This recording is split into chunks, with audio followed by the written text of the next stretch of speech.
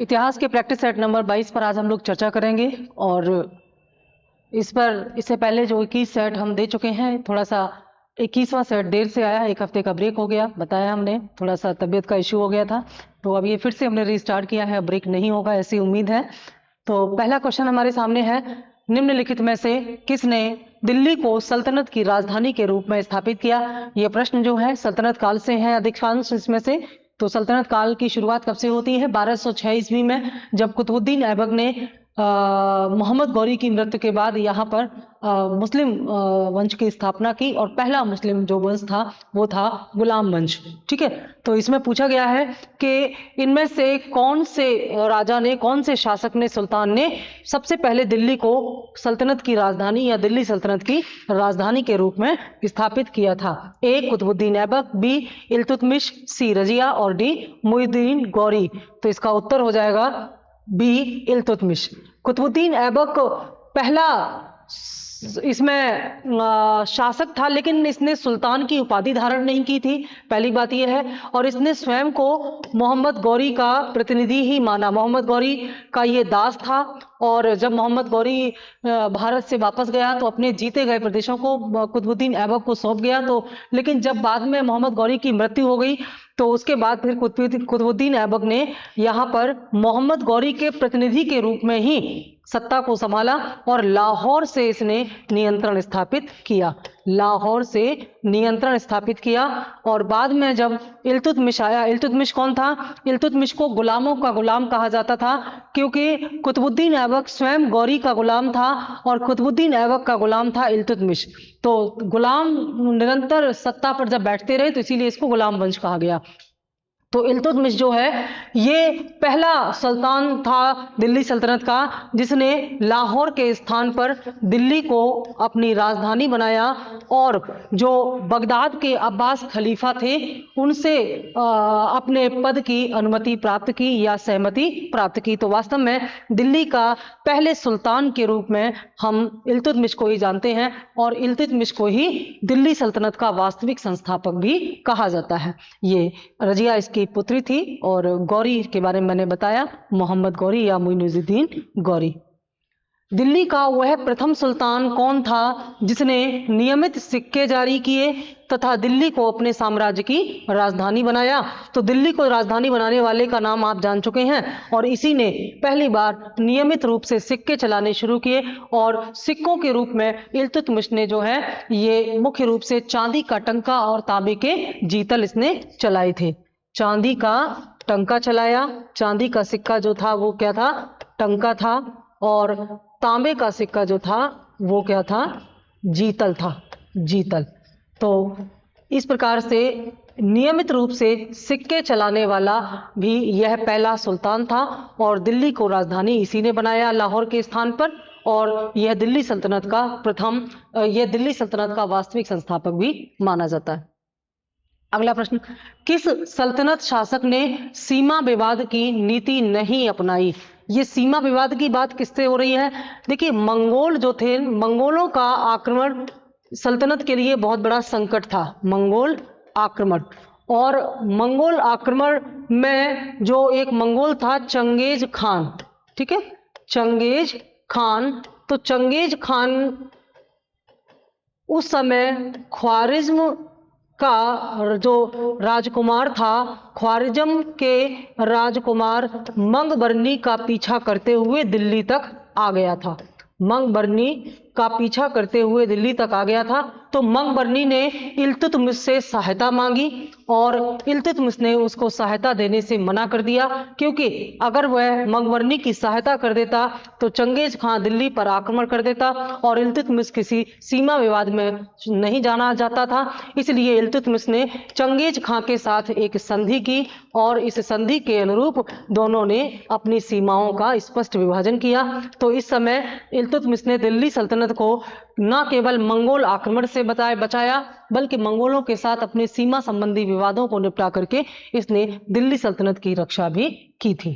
ठीक है, अगला प्रश्न, चंगेज खां के अधीन मंगोलों ने भारत पर आक्रमण किया था। किसके समय में? बताया मैंने अभी आपको, इल्तुतमिश के शासनकाल में चंगेज खां के नेतृत्व में मंगोलों ने भारत पर आक्रमण किया था। लेकिन कैसे? अपनी सूझबूझ से इल्तुतमिश ने इस आक्रमण से दिल्ली सल्तनत की रक्षा की थी। बाद में बिन तुगलक के काल में बहुत सारे आक्रमण हुए थे और जो बिन तुगलक ने इसी से बचने के लिए अपनी जो राजधानी थी वो दिल्ली से दौलताबाद स्थानांतरित की थी।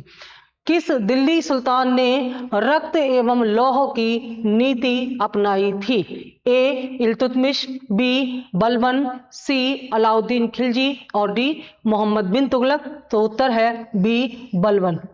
देखिए बलबन कौन था? बलबन से पहले रजिया और रजिया से पहले इल्तुतमिश। रजिया कौन थी? इल्तुतमिश की पुत्री थी।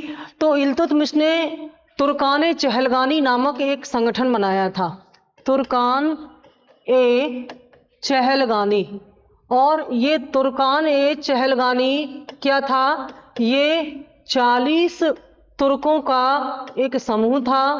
40 तुर्क थे इसमें। तो 40 इन तुर्कों का यह समूह सुल्तान यानी कि इल्तुतमिश को सहायता देता था और इल्तुतमिश इनसे बहुत महत्वपूर्ण सलाह देता था। इनके पास बहुत सारे अधिकार थे। तो ये सब समान पद थे। 40 तुर्कों के ये जो पद थे समान थे। तो ये सब आपस में सत्ता के लिए परस्पर प्रयत्न करते रहते थे, एक दूसरे से सत्ता हथियाने का प्रयास करते थे। जब इल्तुतमिश की मृत्यु हुई तो उत्तराधिकार के प्रश्न पर यहाँ पर इन तुर्कान चहलगानी के जो अमीर थे, जो पद थे, वो अलग अलग व्यक्तियों का समर्थन करने लगे। तो जाहिर सी बात है कि रजिया को भी इन्होंने विरोध किया, क्योंकि रजिया एक स्त्री थी। तो रजिया को भी सत्ता से हटा दिया गया। और इसी 40 तुर्कान में बलबन भी एक था। इन्हीं 40 में बलबन भी एक था, यानी कि बलबन इल्तुतमिश के तुर्कान चहलगानी का एक सदस्य था।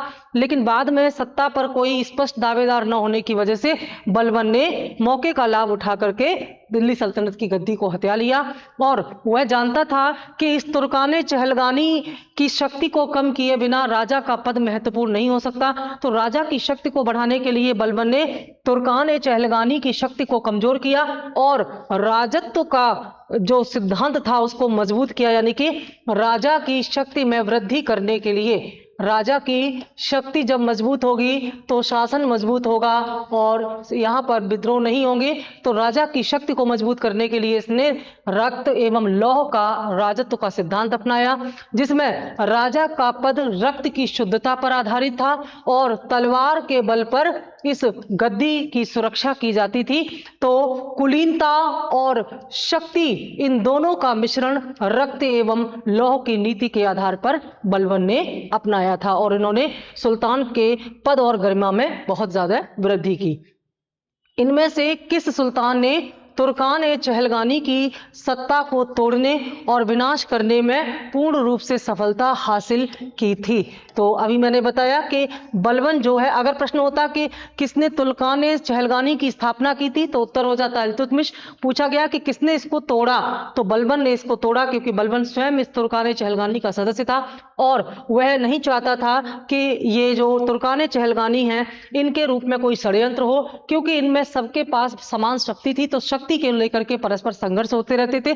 तो इसने तुर्कान चहलगानी की शक्ति को तोड़ डाला था बलबन ने। कथन कारण में कथन है, बलबन ने अपने शासन को शक्तिशाली बनाया और संपूर्ण सत्ता अपने हाथ में केंद्रित कर ली। बिल्कुल सही है। कारण था वह उत्तर पश्चिम सीमा को मंगोल आक्रमणों से सुरक्षित करना चाहता था। यह भी सही है, क्योंकि उत्तर पश्चिम सीमा में मंगोल आक्रमण बहुत ज्यादा होते थे, इसीलिए इसने इन आक्रमणों से बचने के लिए अपने पुत्र को वहां पर सुरक्षा करने के लिए भेजा और वहां किलाबंदी या किले का निर्माण कराया। दोनों सही हैं, लेकिन व्याख्या नहीं करता, क्योंकि बलबन ने अपने शासन को शक्तिशाली बनाया और संपूर्ण सत्ता अपने हाथ में केंद्रित की। इसका कारण ये था, इसका असली व्याख्या ये होती कि क्योंकि वह उस समय जो एक तुर्कान चहलगानी के रूप में जो समान शक्ति का वितरण था उसको तोड़ करके संपूर्ण शक्ति अपने हाथ में लेना चाहता था। तो ये ऐसा नहीं है, इसलिए ए और आर दोनों सही हैं, किंतु व्याख्या नहीं करते, उत्तर बी हो जाएगा। अगला, दिल्ली के किस सुल्तान ने सिकंदर ए सानी की उपाधि धारण की थी? ए बलबन, बी अलाउद्दीन खिलजी, सी मोहम्मद बिन तुगलक और डी सिकंदर लोदी। तो वो था अलाउद्दीन खिलजी, जो कि सिकंदर से बहुत ज्यादा प्रभावित था और वह सिकंदर के समान ही विश्व विजेता बनना चाहता था। तो विश्व विजेता बनने की चाहत ने ही में ही इसने सिकंदर की उपाधि धारण की थी, अलाउद्दीन खिलजी ने। कौन सा सुल्तान नया धर्म चलाना चाहता था किंतु उलेमाओं ने इसका विरोध किया? ए बलबन, बी अलाउद्दीन, सी मोहम्मद बिन तुगलक, डी इल्तुतमिश। सही उत्तर है बी अलाउद्दीन खिलजी नया धर्म चलाना चाहता था, लेकिन अपने मित्र और उलेमा के कहने पर इसने ऐसा विचार छोड़ दिया क्योंकि इससे सामाजिक तनाव उत्पन्न हो सकता था। निम्न में से किस सुल्तान ने साम्राज्य की सीमाओं की सुरक्षा के लिए एक विशेष सेना को नियुक्त किया था? ए इल्तुतमिश, बी नासिरुद्दीन महमूद, सी बलबन और डी अलाउद्दीन खिलजी। तो डी हो गया अलाउद्दीन खिलजी। अलाउद्दीन खिलजी के समय मंगोल आक्रमण बहुत ज्यादा हुए थे, तो मंगोल आक्रमण से सुरक्षा प्राप्त करने के लिए इसने केंद्रीय सेना का गठन किया और केंद्रीय सेना वह सेना थी जो सदैव ही दिल्ली में रहती और सेना को नगद वेतन देने की परंपरा भी इसने शुरू की।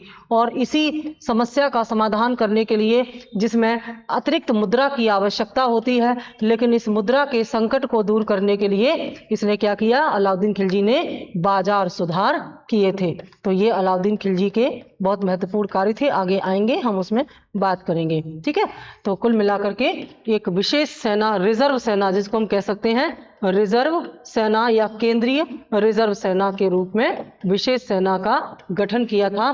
मंगोल क्यों किया था? मंगोल आक्रमणों से दिल्ली सल्तनत की रक्षा करने के लिए। ठीक है, हजार दीनारी के नाम से किसे जाना जाता था? ए बलबन, बी मलिक काफूर, सी सिकंदर लोदी, डी कुतुबुद्दीन ऐबक। तो मलिक काफूर को हजार दिनारी भी कहा जाता था क्योंकि अलाउद्दीन ने इसे 1000 दिनार में खरीदा था। इसे दिनार उस समय की मुद्रा को कहा जाता था, तो 1000 दिनार में खरीदे गए इस मलिक काफूर का नाम ही पड़ गया हजार दिनारी। दिल्ली सल्तनत के किस शासक ने अपने आप को खलीफा घोषित कर दिया था? खलीफा वैसे कौन था? खलीफा वो था जो बगदाद में था और जो उस समय विश्व के सभी मुस्लिम शासकों का मुखिया या चीफ हुआ करता था। लेकिन इनमें से कोई एक है जिसने स्वयं खुद को ही खलीफा घोषित कर दिया, तो वो कौन है? वो था मुबारक शाह खिलजी। मुबारक शाह खिलजी ने स्वयं को ही खलीफा घोषित कर दिया था। भारतीय इतिहास के संदर्भ में निम्न कथनों पर विचार कीजिए और बताइए इनमें से कौन कौन से सही हैं। पहला, भारत पर पहला मंगोल आक्रमण जलालुद्दीन खिलजी के राज्यकाल में हुआ। यह गलत है क्योंकि अभी अभी हमने जाना कि भारत पर पहला मंगोल आक्रमण इल्तुतमिश के समय में हुआ था। अलाउद्दीन खिलजी के राज्यकाल में एक मंगोल आक्रमणकारी दिल्ली तक आ पहुंचा था और उस शहर पर घेरा डाल दिया था। तो ये जो है बिल्कुल सही है, ये बिल्कुल सही है क्योंकि अलाउद्दीन खिलजी के समय में बहुत मंगोल आक्रमण हुए थे और मंगोल आक्रमण करते करते मंगोल जो है वो दिल्ली तक आ पहुंचा था। बिल्कुल सही है। मोहम्मद बिन तुगलक मंगोलों से अपने राज्य के कुछ उत्तरी पश्चिमी भाग अस्थायी रूप से हार गया था। ये गलत है क्योंकि मोहम्मद बिन तुगलक हारा नहीं था, बल्कि मोहम्मद बिन तुगलक ने मंगोलों को पराजित किया था। तो केवल 3 सही है आंसर हमारा। केवल दूसरा सही है, ये नहीं, केवल दूसरा सही है, तो आंसर हो जाएगा हमारा बी। ठीक है, आंसर बी हो जाएगा। अगला प्रश्न, गाजी मलिक किस वंश का संस्थापक था? ए तुगलक, बी खिलजी, सी सैयद और डी लोदी। तो तुगलक वंश का संस्थापक जो गयासुद्दीन तुगलक था, गयासुद्दीन तुगलक, ठीक है, गयासुद्दीन तुगलक ने मंगोलों पर विजय प्राप्त की और मंगोलों पर विजय प्राप्त करने के बाद ही इसने गाजी मलिक या मलिक गाजी की उपाधि धारण की थी। तो इसी गयासुद्दीन तुगलक ने बाद में तुगलक वंश की स्थापना की थी। ठीक है, अगला, मोहम्मद बिन तुगलक अपनी राजधानी दिल्ली से कहां ले गया? तो मोहम्मद बिन तुगलक दिल्ली से राजधानी दौलताबाद ले गया और दौलताबाद का एक दूसरा नाम भी है देवगिरी। तो मोहम्मद बिन तुगलक ने बहुत सारे कार्य किए जो कि बहुत ही विवादित रहे, और उनमें से एक था राजधानी परिवर्तन। वास्तव में राजधानी परिवर्तन दो उद्देश्य के लिए किया था, आगे प्रश्न आएगा हम चर्चा करेंगे।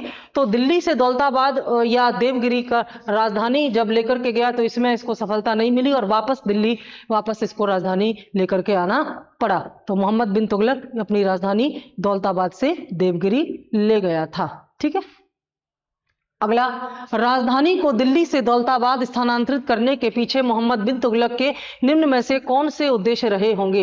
ये जो अभी प्रश्न हमने पीछे आपको बताया कि दौलताबाद जब राजधानी गई लेकिन सफलता तो नहीं मिली, पर दौलताबाद में एक मुस्लिम साम्राज्य या मुस्लिम सल्तनत के तत्व जरूर पहुंच गए थे, और बाद में इसी को बेस बना करके बहमनी साम्राज्य, दक्षिण में बहमनी साम्राज्य या राज्य की स्थापना हुई, और दक्षिण में बहमनी और विजयनगर, ये बड़े ही महत्वपूर्ण है। मोहम्मद बिन तुगलक ने कहीं ना कहीं यहाँ पर दक्षिण में ऐसे तत्व बो दिए थे जिनकी वजह से यहाँ पर इस तरह के नए राजवंशों का उदय हो गया था। ये जो प्रश्न है इसमें पूछा गया है कि बिन तुगलक ने राजधानी दिल्ली से दौलताबाद ले जाने के बारे में क्यों सोचा, ऐसे कौन कौन से उसके उद्देश्य थे?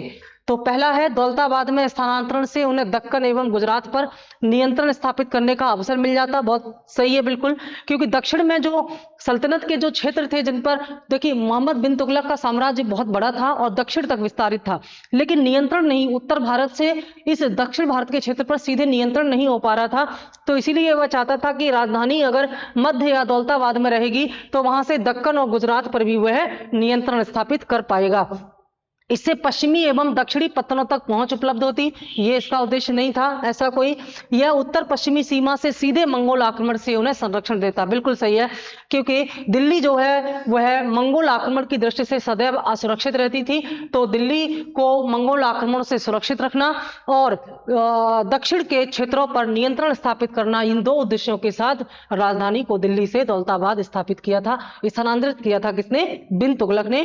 तो क्या क्या सही होगा इसमें? पहला और तीसरा, यानी कि ऑप्शन सी सही होंगे। अगला प्रश्न, इब्न बतूता भारत में किसके शासन काल में आया? कौन था इब्न बतूता? एक मोरक्को का एक यात्री था, ठीक है, मोरक्को का यात्री था जो भारत में आया और इसने अपना एक यात्रा वृतांत लिखा जिसका नाम है रेहला। ठीक है, तो ये किसके शासनकाल में आया था? ये आया था मोहम्मद बिन तुगलक के शासनकाल में, और बिन तुगलक द्वारा किए गए तमाम कार्यों को यह अपनी पुस्तक या अपने विवरण में रेहला में बताता है। राजा को अपनी प्रजा से मुक्ति मिली और प्रजा को अपने राजा से मुक्ति मिली, यह किसके निधन पर बदायूनी द्वारा की गई टिप्पणी थी? इनमें से कौन था जिसकी मृत्यु पर बदायूनी ने ये शब्द कहे थे कि राजा को प्रजा से और प्रजा को राजा से मुक्ति मिली? तो वो था मोहम्मद बिन तुगलक। क्यों ऐसा कहा इनके लिए? क्योंकि बिन तुगलक के जो तमाम सुधारवादी कार्य थे उनकी वजह से जनता बहुत परेशान थी। इसके अलावा बिन तुगलक ने कई ऐसे कार्य किए जो अधूरे रह गए और उनका जनता पर नकारात्मक प्रभाव पड़ा। तो जब राजधानी बदली तो जनता को परेशानी हुई, और लेकिन राजधानी बदलने का जो इनका प्लान था वो भी सफल नहीं हुआ, फिर से वापस दिल्ली आना पड़ा। इसके अलावा सांकेतिक मुद्रा इन्होंने चलाई, इसके अलावा कराचिल अभियान, खुरासान अभियान और ऐसे तमाम इनके कार्य थे जिनकी वजह से जनता बहुत ज्यादा परेशान थी। तो इसलिए मोहम्मद बिन तुगलक को यह माना जाता है कि यह बुद्धिमान मूर्ख था, यानी कि इसके द्वारा किए गए कार्य समय से आगे थे लेकिन वो सफल नहीं हो पाए। तो इन तमाम कार्यों की वजह से इसे अद्भुत गुणों का मिश्रण भी कहा जाता है। तो बदायूनी ने मोहम्मद बिन तुगलक के बारे में यह कथन कहा था जब उसकी मृत्यु हुई। निम्न में से किस सुल्तान के दरबार में सबसे अधिक गुलाम थे? सबसे अधिक गुलाम इनमें से किसके यहाँ थे? तो सबसे ज्यादा गुलाम थे फिरोज तुगलक के यहाँ। और फिरोज तुगलक कौन था? फिरोज तुगलक मोहम्मद बिन तुगलक का भाई था, चचेरा भाई था।